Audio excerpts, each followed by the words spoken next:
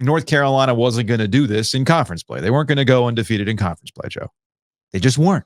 They weren't. Now, I did not have this on the bingo card, even though Atlanta is Carolina's kryptonite. I did not have this on the bingo card. This is one of those things where you don't go into the game thinking they're going to lose, but when they do lose and you start putting things into context, you go, oh, yeah, that makes a heck of a lot of sense. Our friend Brian Ives over at ESPN pointing out that North Carolina is 10-20 in its last 30 combined football and men's basketball games at Georgia Tech. The Tar Heels in Atlanta do not get along. Our friend Brian Barber, the old Tar Heel blog maven himself, pointed out that you want to know how weird it gets in Atlanta?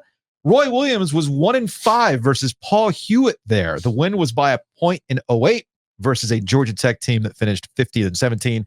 The 11 team lost there by 20 to a 13-18 team. And then as I'm thinking about all these things that had happened over time, I'm like, didn't they get stuck in Atlanta one time in an ice storm like that? Walk 6 blocks? Yes, it was 10 years ago in 2014, January 29th, 2014. There's also a buzzer in my head right now that Colton Tudor's pressing. Yeah. Where is Toot? He's to your left or to your right, I guess. There he is. Yeah, there's Toot. Maybe, arguably, Dean Smith's best team. 84. Michael Jordan's last year. Yeah. Kenny Smith running hot. Gets injured. They won every game.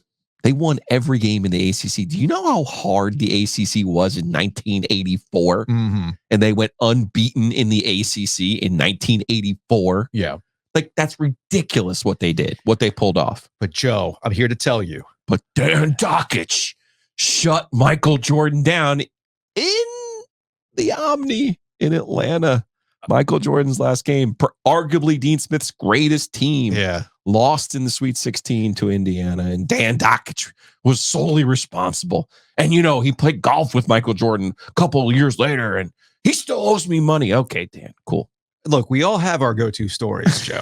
We all have. We do. We all. That's what we do. We do. That's what we do. We have. I had to point that one out though, because I feel like that's the genesis. It may be of the Atlanta. Maybe curse it is. For the Tar Heels. Maybe it is. I really don't know. There's a couple of things that are going on here. What do you think they really did wrong in this game? They didn't hit free throws. It's as simple as that. Okay. I don't want to oversimplify things. Actually, there are two big takeaways. My two big takeaways from last night. Foul on RJ Davis aside, whether you think it's a foul or not, but you know, Joe. And Brad Brownell will be the first one to tell you. That was weird. You get caught up in the emotion of being in the Thriller Dome. It was weird. You know, Georgia Tech always gets those calls in the Thriller Dome. The home team got a call. Weird, huh? It was odd. Weird. To me. I think you can really reduce this to Nathan George made a circus shot, a very difficult shot. Yes. And RJ Davis did not make a very difficult shot. If Davis's shot goes in, we talk about the grit and all this stuff for them hanging in there and finding a way to win. Can I be nitpicky? Yeah. Okay. Let's be nitpicky here. I want people to understand I'm just being nitpicky. Nitpick number one, free throws. Make your 9 to 17. Make your damn free throws. You likely win that game. Don't shoot 50% from the line. You got to the line. Don't shoot 50%. That's why RJ Davis got fouled. Yeah, because they've been hitting free throws all day. Come on now. So that's issue number one. Issue number two, RJ Davis. What are you trying to accomplish here? Are you actually trying to make a shot or are you trying to draw contact? The way I've seen that replay a bunch of times, it's pretty clear that RJ Davis was trying to draw contact and get to the line rather than trying to pull a Proctor there. Like, dude, make a shot, make a play. That's my only beef. And I get that. These are things that it's a mindset. You're trying to win games. I get all that stuff. But my last nitpick is